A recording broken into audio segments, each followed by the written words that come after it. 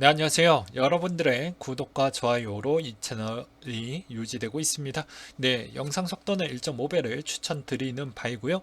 네, 이번 내용은 좀 재미없고 지루할 수 있는 내용을 한번 준비를 해 보았기 때문에 그래도 장기적으로 코인 투자를 한다고 하면 이 정도 내용은 알고 계셔야 조금은 그래도 이 친구가 개념 있게 코인 투자를 좀 하고 있구나 라는 이야기를 주변 아무도 모르는 코린이 분들한테도 얘기를 했었을 때 무시 안 당하겠죠.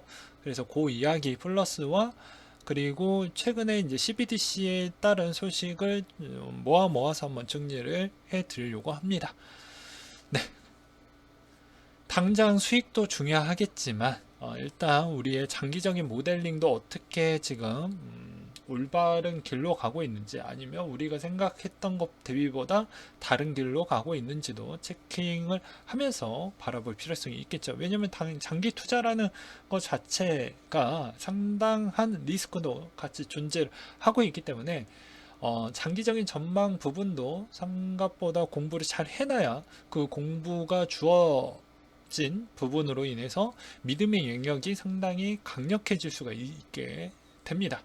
그것으로 한동안 시간으로 버틸 수 있을 만한 힘도 충분히 가져갈 수가 있는데 생각보다 그런 공부를 조금이라도 안 했던 분들은 그 믿음의 영역이 생각보다 빨리 깨질 수가 있다라는 점을 다시 한번 말씀을 드리면서 시작을 좀 해드리도록 할게요. 일단 설날에 이렇게 재미없는 영상을 정말 시간 쪼개서 봐주신 것만으로도 일단 감사하다라고 메시지를 드리면서 새해 복 많이 받으셨으면 좋겠습니다. 네, 본격적으로 내용 요약해서 한번 진행을 할 테니 잘 재밌게 봐주셨으면 좋겠네요. 디지털 지갑 도입, 급물사, 종이돈 사라지게 될 것이냐 라고 해가지고 나왔던 기사 내용이 있었는데요. 한국 핀테크 산업협회에서 나왔던 위클리 업데이트 자료에 따르면 20년 전 세계적으로 비현금 거래 건수가 6% 증가했고 전 세계적으로 48억 개 모바일 지갑이 사용된 것을 집계가 나왔다고 합니다. 특히 중국과 중동, 북아메리카, 아프리카 지역에서 뒤를 이었다라고 되어져 있습니다. 또한 전 세계적으로 61%가 소비자가 비접촉 결제를 사용해 비용을 지불하는 것이 더 쉽다라고 이야기가 나왔다라고 하고요. 디지털 지갑은 예약에서 체크인, 체크아웃, 송장, 디지털화, 부가세 환수까지 이르기까지 자동화된 결제 솔루션을 지원한다라고 되어져 있습니다. 그렇지만 이 지갑에 따른 또 여러 가지 문제점도 좀 있죠. 왜 그러냐면 중앙은행에서 발급된 것도 아니고 중앙은행이 일단 추진해서 한 것도 아니기 때문에 민간에서 주도해서 일단 시행을 하고 있고 그 시행적 과정에서 여러 가지 문제점도 지금 발생을 하고 있죠. 그리고 통화가 풀어진 상태에서 아무래도 진행을 하고 있는 시점이다 보니까 그게 오히려 탈세에 있는 가능성이 많이 보여줄 수 있다라는 점을 사전적으로 방어하고자 최근에 트래블 룰이라는 규칙으로 인해서 지키라고 이제 등록된 지갑 부분을 이제 관리하려고 이제 규제 부분을 본격적으로 시행을 하고 있는 시점입니다. 그 전에 뭐 계도 기간도 충분히 줬고 그렇기 때문에 이제 3월 달에 분위기가 조금은 바뀔 것 같다라고 볼 수가 있게 되겠고요.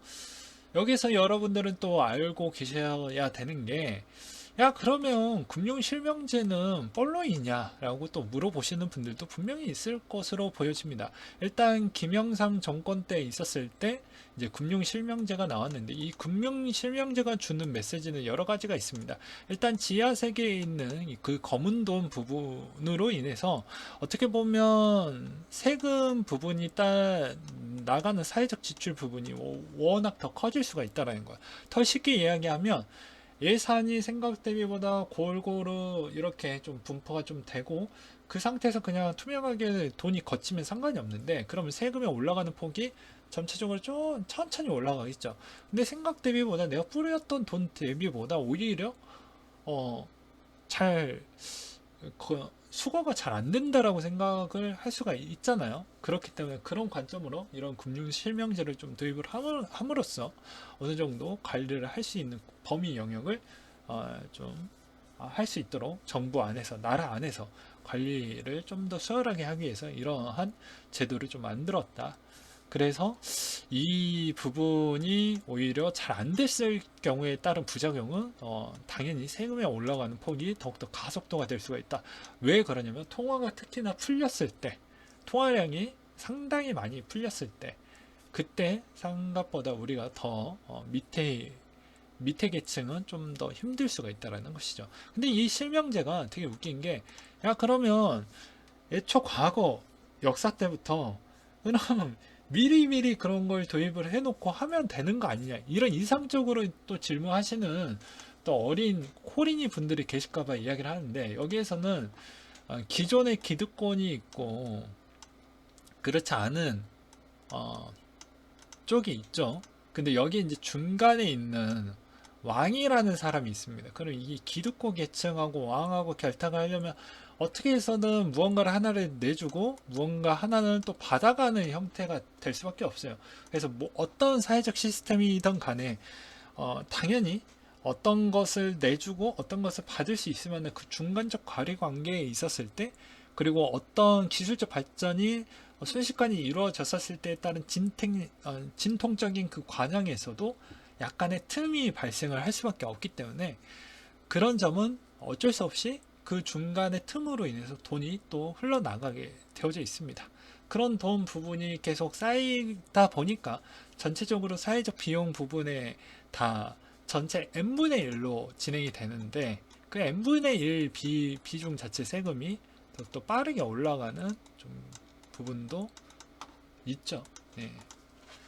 그렇기 때문에 어쩔 수 없다. 세상이, 그래서 제가 계속 얘기를 하지만, 현실과 이상에 깨끗하게 갈 수 있냐, 깨끗하게 갈 수 없냐, 깨끗하게 갈 수 있게끔 우리가 좀 노력을 해보자라는 것인데, 완벽하게 깨끗하게 가자 이렇게 할 수는 없는 거예요. 일단은 사회 구조망 자체가 블록체인처럼 많이 얽혀져 있어서 그렇게 쉽게 도려내고 나 혼자서 그렇게 추진한다고 해서 추진되는 그런 사회가 아니기 때문에 이 점도 참고하시라고 설명을 좀 드렸습니다. 너무 또 잡소리가 많았네요. 그래도 이런 내용을 좀 알고 계셔야 금융이라는 게 이렇고, 왜 이해관계가 왜 이렇고, 왜 통화량을 낮췄을 때 이렇게까지 많은 부분을 강력하게 규제를 많이 할까, 이런 부분도 알 수 있는 대목이 되겠죠. 네. 그리고 최근에 연준이 12DC 보고서가 나왔죠. 당연히 제가 좀 뒤에 한국은행에서 이제 따로 정리를 해가지고 보고서가 나올 거라고 이야기를 하기도 했습니다. 그래서 총 이 워싱턴 주재원이, 한국은행 워싱턴 주재원이 이 내용의 주요 내용을 요약해가지고 한 보고서 나왔던 내용이 있었고요. 또 하나에 있는 내용은 이렇게 장편으로 126페이지가 되는 기준으로 해서 나왔던 12DC 이슈별 논의 동향이라고 해가지고 1월 달에 곧바로 나왔습니다. 이 내용 끝나자마자 한 10일에서 15일 뒤에 나왔더라고요. 그래서 다 읽어봤는데 뭐 별로 바뀐 거 없습니다. 그래서 제가 요약을 좀 해드리려고 하는데, 일단 여기에서 디지털 통화 보고서 주요 내용을 보게 되면, 결제 시스템 현황과 몇 년간 등장한 유형이 디지털 결제 수단 자산 부분에 따른 언급이 있었고, 이게 안정성과 효율성을 개선할 수 있냐, 그리고 유형성과 리스크에 따라서 한번 우리가 좀 고려를 좀 해보자. 그리고 향후 120일간 보고서와 22개 질문에 대해서 의견을 좀 수렴을 해서 약간씩 좀 우리가 아무리 연구를 많이 했다라고 해도 우리가 놓칠 수 있는 부분이 있기 때문에 사회 환경적인 부분에 제도적인 부분을 좀 잘 결합을 해서 누락했던 게 없이, 그리고 이게 사회적으로 약간의 논란과 문제점이 조금이라도 있을 수가 있기 때문에 그런 걸 좀 보완하고자 해서 이런 것도 같이 좀 해보겠다고 합니다. 그러니까 120일간이라고 했으니까는 120일 지나고 나서 또 무언가에 따른 보고서가 또 나오겠죠. 예, 이것도 아셔야 되겠고, 그래서 여기서 주로 나왔던 내용은 개인정보 부분에 따른 보호 필요성이 좀 있다, 필요하다. 그리고 사용과 기능 부분이 있었을 때 장점에 따른 이야기도 있었고 단점에 따른 이야기도 있었는데, 뭐 장점 부분에 대해서는 일단은 이 뒤에 있는 보고서에서도 설명을 하기는 하겠지만, 간단하게 얘기하면 세금 징수하기 편하고, 네, 그리고 대금 지급도 수월해질 수 있는 프로그래밍으로 최적화할 수 있다 라고 이야기를 하기도 했습니다. 네, 그리고 BIS 비율 자체를 굳이 그렇게 가져갈 필요성이 없죠. 지급 준비금을 따로 모아놓을 필요성이 없습니다. 어떻게 보면. 그래서 장기적으로 은행이 파산을 해서 우리가 뭐 나중에 뭐 그런 뱅크런 사태 이런 부분이, 예, 나중에 이제 그게 딱 정확하게 제도화되고 안착화가 되면은 그런 사태는 거의 없지 않을까라고 생각을 하지만, 또 반면으로 본다라고 하면 과연 이제 이 돈의 흐름의 방향성이 어느 쪽으로 계속 모일까? 개인 지갑으로 더 모이게 될 것이냐, 성향이, 아니면 다시 커스터디를 준비하고 있는 그런 은행 쪽으로 다시 그 위치로 계속 모일 것이냐에 따라서도 논점이 좀 달라질 것 같습니다. 그러니까 해석이 좀 달라질 것 같아요. 아무튼 그런 이야기가 좀 있었습니다. 그리고 이제 통화정책위원회에 미칠 가능성 부분이라고 해가지고 내용을 보게 되면, 이제 실물통화 발행의 대조표 효과와 유사하게 성장 수용하기 위해서 대조표 크기를 늘려야 할 수도 있다 라는 이야기를 또 하기도 했었고요. 그리고 CBDC 증가에 따른 완충 장치를 제공하기 위해 평균적으로 준민군 수준을 높여야 하는 경우가 나오게 되는데, 이것도 생각보다 금리를 많이 또 손대야 되는 부분도 있고, 그리고 은행에 따른 리스크도 존재를 하기 때문에 이걸 어떻게 풀어나갈 것이냐에 따른 그런 잠재적인 리스크도 좀 있었다. 그 부분을 천천히 우리가 좀 준비를 해보겠다. 그런 내용이 좀 있었거든요. 그리고 또 최근에 나왔던 또 내용을 또 기반으로 설명을 드린다고 하면, 미국 스테이블코인 규제 방안 발표와 각국의 규제 방안이라고 나와져 있죠. 이게 빠르게 성장을 했기 때문에 여기에 따른 규제 부분이 올해 안에 분명히 나올 것입니다. 제가 계속 얘기를 하지만, 그래서 생각보다 그 방향성이 단기적으로는 좀 엄청나게 악재일 수 있겠지만, 어쩔 수 없는 우리는 그 성장통을 이겨낼 수밖에 없다라고 저는 설명을 좀 드리고 싶어요. 일단 21년도 12월 현재 거래되고 있는 스테이블코인 73개이고, 테더의 시가총액이 774억 달러에서 전체 스테이블코인 60%를 차지할 정도로 가장 큰 규모를 갖고 있었다라고 되어져 있죠. 최근에는 USDC가 거의 다 많이 따라잡았는데, 앞으로도 이제 테더의 분위기가 과연 어느 쪽으로 흘러가고 있을 것인지 이것도 잘 볼 필요성이 있겠죠. 그 다음으로 이제 이 주요 이슈별 부분은 이 124페이지 지루하게 제가 다 설명드리려고 하는 거 아니고, 진짜 빠르게 넘길 겁니다. 예, 진짜 빠르게 넘겨서 설명을 좀 드리도록 하겠습니다. 일단은 현금 도입 배경 목표는 간단합니다. 평일성과 안전성과 신뢰성을 갖춘 저비용, 보편적. 그러니까 이게 아주 좋아, 짱이야, 비용도 많이 안 들어, 그래서 괜찮아. 그리고 기존에 이제 경쟁 기반 시스템 부분이 디지털화가 됐기 때문에 이거 도입에 따른 배경이 좀 필요하다라는 언급이 좀 있었고요. 그리고 이제 민간 스테이블코인 확산 가능성 부분으로 인해서 이제 CBDC 도입의 필요성도 약간 좀 거론이 되는 형태를 이야기가 나오고 있습니다. 그래서 시장 규모도 커졌고 스테이블코인 발행 규모도 좀 커졌다. 당연히 그럴 수밖에 없는 게, 발행 규모가 커졌던 부분은 이쪽 시장도 같이 커졌다라고도 볼 수도 있겠죠. 네. 그래서 국가별 기본 입장 추진 현황을 보게 되면 이런 나라들이 일단 추진을 하고 있다라고만 보시면 될 것 같고요. 그 다음으로 쭉쭉쭉쭉쭉 내려서 시사점을 보게 되면, 이제 아까 이야기했던 도입에 따른 이야기는 아까 이야기를 드렸으니까 패스하도록 하겠고, 연구에 따른 본격화, 연구를 미친 듯이 하고 있습니다. 예, 그리고 도입 모델 부분인데, 도입도 아직은 정해진 게 없습니다. 그냥 연구만 미친 듯이 하고 있다. 요 정도 선이 끝나는 거예요.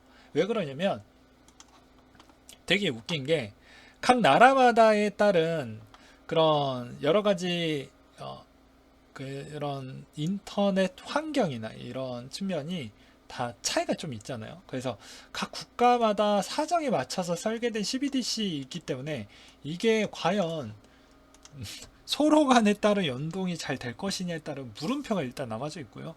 그리고 두 번째로는 이런 각기 다른 모델링으로 인해서 가기에는 제가 보기에는 좀 에바인데 그것을 어떻게 잘 절충안을 해서 미국이 주도하게끔 가져갈 수 있을 것이냐도 관건이 될 것 같습니다. 그럼 주변국들 또한 이 모델링 자체를 어떻게 좀 선보여야 되는데, 일단 컨셉이 누군가가 딱 대놓고 이렇게 우리 좀 리드하면서 가져가야 되는데 그런 나라가 아직은 없어요. 그냥 다 연구만 하고 다 단독 플레이로 연구만 하고 잠깐 회의는 규제 부분에 따른 그런 기준점만 좀 이야기를 하고, 왜냐하면 현 통화에 영향을 끼칠 수가 있기 때문에. 그래서 그런 측면으로 봤을 때는 그런 거는 잘 모여있지만 뭐 기술 개발 부분에 따른 견제 때문이라도 그런 거는 좀 얘기를 잘 안 하더라. 그게 좀 아쉬웠고요. 이제 도입 배경은 넘어가고 아까 이야기를 했기 때문에 이 빅테크 시장의 지배력 데이터 집중이라고 되어져 있는데 5대 빅테크 시가총액 비중을 보게 되면 장난 아니죠. 네, 애플, 마이크로, 구글, 아마존, 페이스북. 그리고 최근에 이제 알리바바 부분은 계속 성장을 해주고 있는 실정입니다. 시장 규모도 디파이 부분도 매력적으로 성장을 해주고 있다. 여기에서도 이제 보게 되면 뭐 테더, 그리고 USDC, 그리고 메이커다오까지 눈에 보이죠. 그래서 CBDC 부분에 따른 측면이 연준의 입장으로 보았을 때도 상당히 고민이 많이 있을 것 같습니다. 왜 그러냐면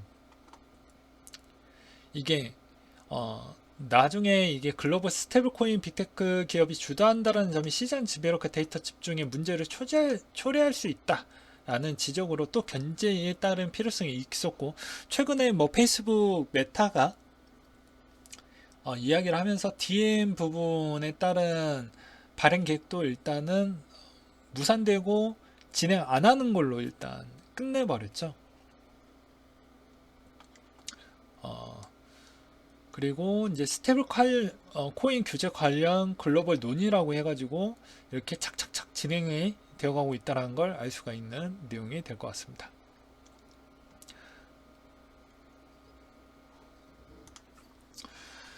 네, G20 국가 간 지급 서비스 개선 로드맵 주요 내용을 보게 되면 비전 목표, 감시 체계 조화, 지급 결제 인프라 개선, 지급 결제 정보의 표준화, 혁신 기술의 적용 가능성 검토라고 해가지고 이렇게 이제 준비를 해놨던 게 있는데요. 보게 되면 뭐 여러 가지 있는데 간단하게 제가 좀 정리를 해서 설명을 드리도록 할게요. 일단 규제 부분을 해가지고 탈세 부분을 어떻게 해서든 막아내겠다라는 게 일단 집중적으로 올해 목표 안에 들어가져 있습니다. 그 다음으로 두 번째로는 이걸 어떻게 감시체계하고 어떻게 효율적으로 좀 만들어낼 것이냐, 그리고 결제 부분에 따른 여러 가지 리스크 부분이 뭐 있겠죠. 24시간 동안 한 번도 끊김없이 진행해야 되는데, 여기서도 아까도 이야기를 했듯이 여기 제가 이야기했던 부분에 이게 딱 정답이라는 건 없어요. 왜냐하면 컨셉안이 1번부터 뭐 많게는 7가지 모델이 있는 거예요. 이 하나의 주제 가지고 뭐 지급 서비스 부분에 따른 개선을 한다. 뭐 장점 7개, 단점 7개, 뭐 이렇게 있거든요. 컨셉이. 그러니까 이 7개 부분에 따라서도 뭐가 선정이 돼야 그게 또 갈무리에 타서 이렇게 또 확장이 되고 또 확장이 되고 이렇게 되겠죠. 근데 하나가 기준이 없으니까 이 모델로 할지 이 모델로 할지 그게 아무도 모르는 겁니다. 그래서 간단하게 설명을 하는 거예요. 현재까지 나오는 유력한 방향성으로 보았을 때는 일단은 규제는 일단은 진행을 하고 지급 부분에 따른 개선을 하겠지만 연구만 일단 진행을 하겠다. 그게 일단 1차 목표고요. 그리고 그렇게 하는 이유는 기초 통화를 갖고 있는 국가는 그렇게 빨리 할 생각이 없다라고 저는 해당 보고서를 많이 보기도 했었지만, 결과론적으로는 그렇게 빠르게 속도를 낼 생각은 거의 없더라고요. 오로지 중국만 좀 더 빠르게 갈 뿐이지 미국은 그렇게 생각보다 속도를 많이 내지 않고 있는 실정입니다. 왜 그러냐면, 이게 진행이 되려고 하면 블록체인 기술을 CBDC에 적용할 거냐 적용하지 않을 거냐, 가장 중요한 게 요 내용인데, 여러분들한테도 저한테도. 근데 이게 뭐 딱 정답, 지금의 정답이다 정답이 아니다라고 보기가 좀 어려운 게, 이쪽으로 가기가 원래 최종 목적지는 이게 맞는 거예요. 블록체인 쪽으로 가는 게 맞는데, 현재 시점으로 보았을 때는 이게 기술적인 부족 현상으로 인해서 쉽지 않는다라고 이야기를 하거든요. 왜 그럴까? 간단히 얘기하면 미국 기준입니다. 미국 기준 기축통화입니다. 그러면 대략 70억 인구가 그냥 간단하게 달러를 다 쓴다고 칩시다. 엄청난 많은 트랜잭션이 필요하겠죠. 근데 지금도 막 저렇게 힘들어 하고 있는 실정인데, 과연 이걸 중앙화 형태로 가는 게 바람직할 거냐, 아니면 탈중앙화 형태로 했었을 때 따른 속도의 질적 개선이나 여러 가지 해킹적인 문제나 이런 부분을 어떻게 개선을 할 거냐, 그거에 따른 기술적인 부족이 너무 많이 느껴진다라고 나온 보고서가 여기에는 없지만 다른 보고서에는 있거든요. 그래서 그것이 해결을 해주려고 한다고 하면 향후 한 2, 30년 정도 더 뒤로 보기도 하더라고요. 물론 이제 그 전에 누군가, 머스크 형처럼 누군가가 좀 해결을 해주면 더 빨리 그 시대가 올 수도 있겠죠. 그래서 그런 측면에 따른 의견 충돌이 좀 많이 있기 때문에 뭐가 될지는 아무도 일단은 모른다 라는 이야기도 여기에 담겨져 있습니다. 그리고 이제 또 다른 측면으로 보게 되면, 이 설계가 중요한데, 아직 설계의 기준도 아직 모호하기 때문에 뭐 그냥 큰 틀만 이해하셔라 라고 보시면 될 것 같습니다. 그래서 지갑과 토큰 기반, 아직도 뭐 정해진 건 없고요. 지갑만 관리할 것이다, 아니면 토큰만 발행할 것이다, 아니면 지갑하고 토큰 둘 다 발행을 할 것이다, 이런 컨셉이 있는데, 이것도 각 나라마다 다 다르고요. 그리고 한국도 일단은 둘 다 테스트는 진행을 했지만 결과론적으로는 아직 이것만 하겠어요 라고 이야기 나왔던 건 없습니다. 미국은 애초부터 그런 내용 자체도 나온 게 없고요. 그리고 여기에서도 뭐 시스템 운영 설계 부분도 보시게 되면 네 가지 컨셉이 있는데, 되게 웃기죠. 이 네 가지 컨셉에서도 다 장단점이 이렇게 써져 있습니다. 간단하게 얘기를 하면, 중앙은행이 관리할 거냐, 아니면 민간이 껴서 할 거냐, 아니면 다 역할 분담을 쪼개 가지고 관리를 할 거냐, 이게 이제 주된 논점인데, 이것도 아직도 정해진 게 없습니다. 네, 그래서 뭐가 될지에 따라서 이것으로 인해서 뭐 이런 게 이쪽으로 가면 이쪽 트렌드 쪽으로 맞춰가지고 우리가 좀 준비하면 되겠지라고 하는데, 다 뭐해요. 연구만 하고 있으니까.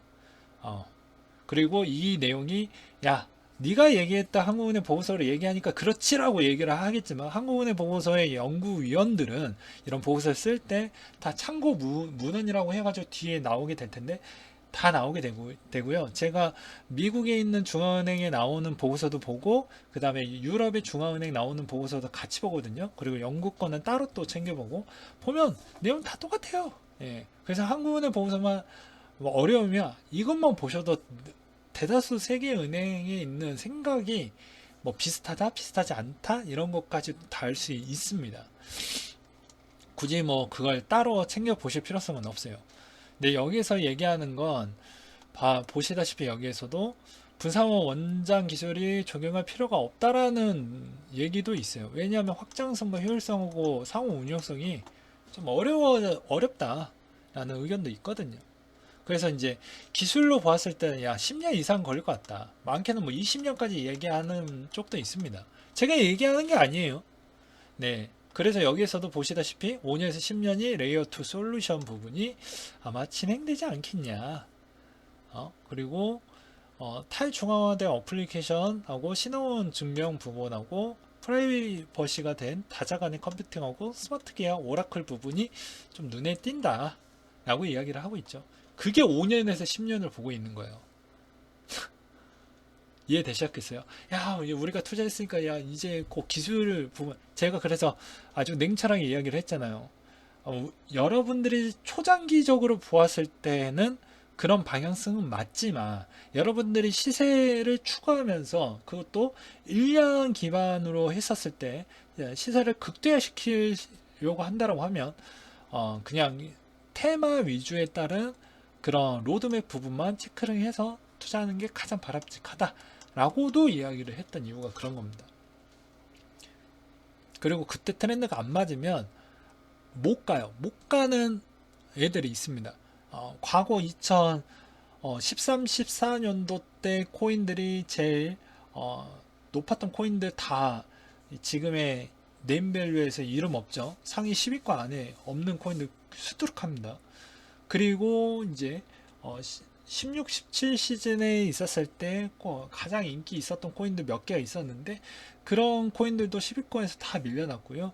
그리고 지금 왔었을 때 또 보게 되면 결국에 10위권 안에 또 새로운 코인들이 다 자리 잡고 있었습니다. 그러니까 여러분들은 지금 이쪽 시장 자체가 아직 딱 완벽하게 만들어진 시장이 아니다 보니까 언제든지 1등은 안 바뀌고 2, 3등은 언제든지 바뀔 수가 있는 거예요. 2, 3등부터는. 그래서 웬만하면은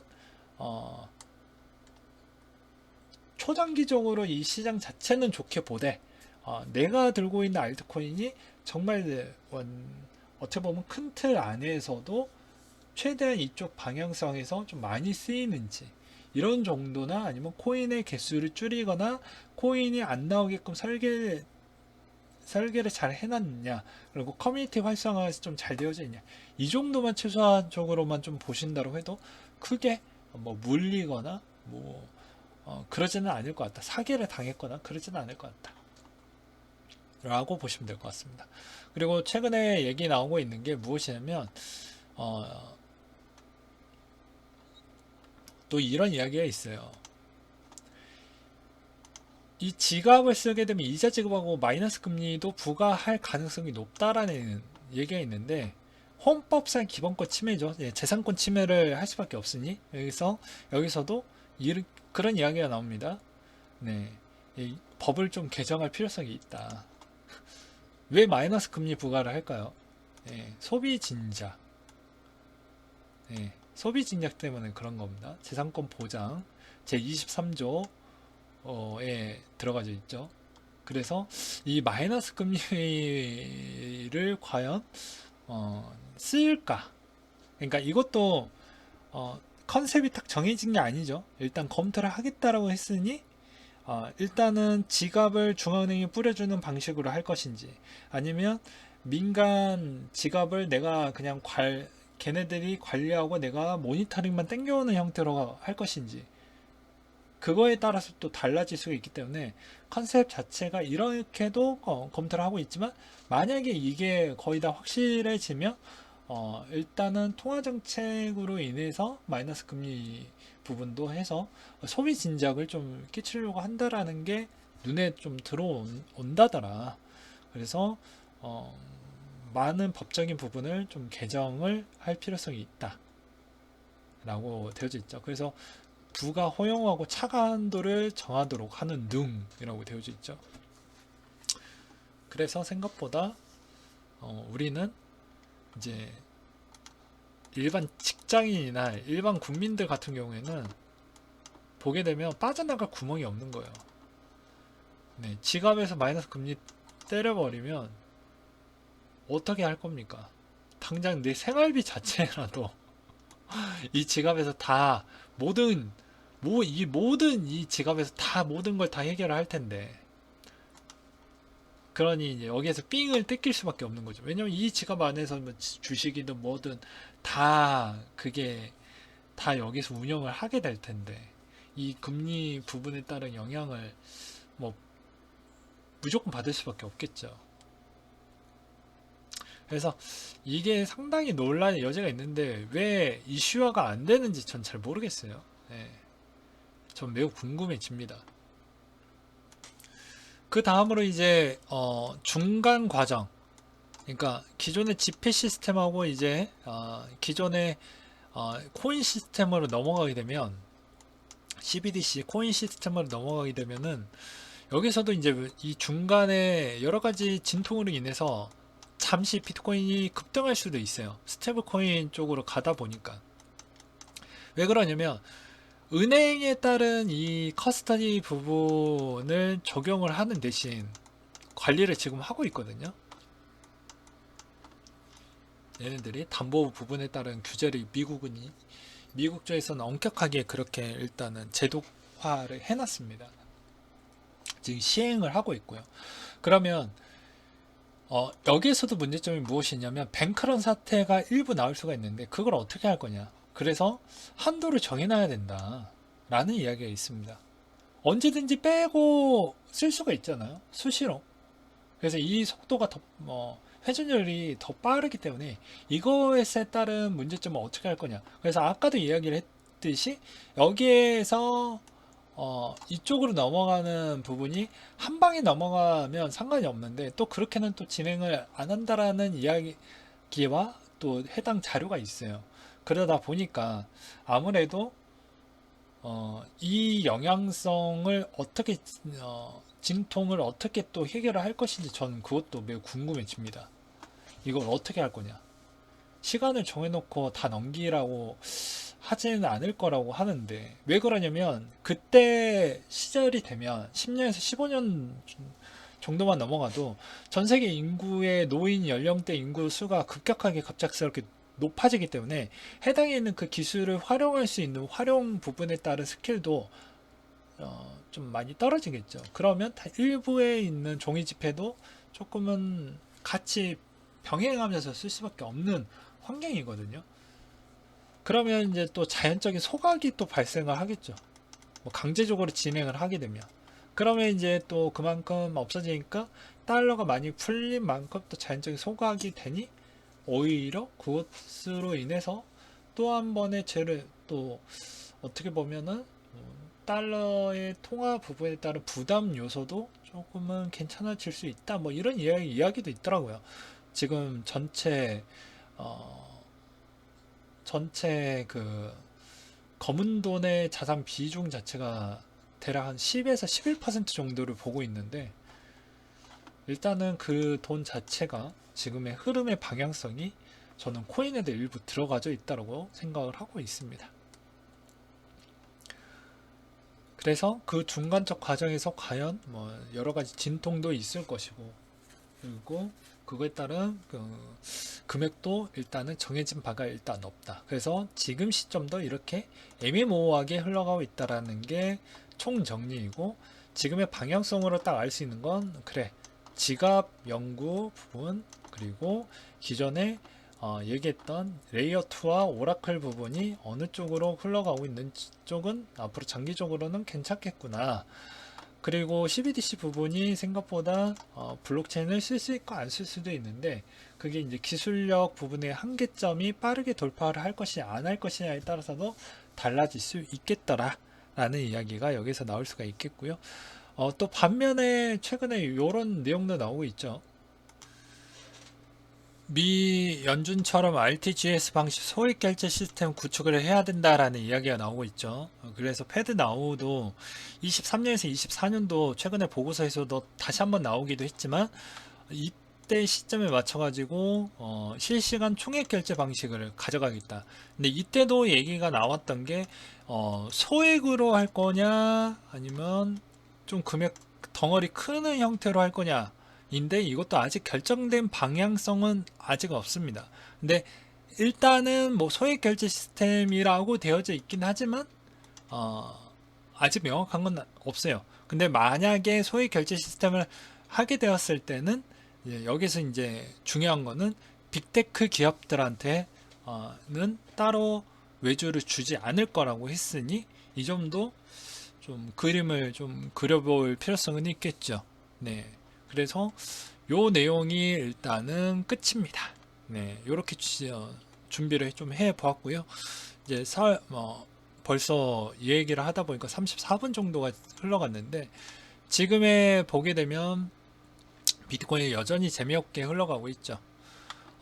설날 시즌이 되면 항상 거래량이 생각보다 많이 줄어든다 라고 이야기를 했습니다. 방향성은 어차피 설날 이후에 올라갈지 내려갈지에 따라서 달라질 수 있게 되겠는데, 여전히 2월달 시장에서 기술적으로 반등이 2월달 추세를 본다고 해도, 반등이 나온다고 해도 그렇게 반등이 강세는 그렇게 세진 못할 것 같다라고 저는 계속 그렇게 주장을 펼치고 싶습니다.